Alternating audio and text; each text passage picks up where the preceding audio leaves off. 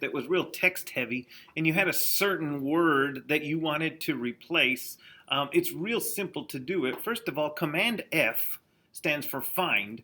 So let's say I wanted to find the word tool in this document. You can tell that it's 2 out of 5. It's showing number 2 out of 5. I can use these arrows to go to each time that the word tool shows up in my document. Okay. Now, if I want to go a little further than just finding it, though, I can click on these 3 dots, and I can say find tool and replace with feature. I decided to call it a Google feature instead of a Google tool, and so I'm going to do that, and I'm just going to say replace all. And you'll notice that now there are no words tool in here.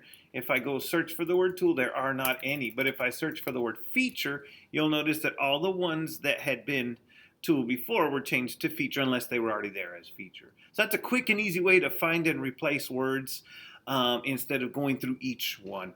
The find and replace feature. Again, Command F for find, and then these little dots if you want to replace, not just find. You could also come up to the edit menu and go to find and replace as well. All right.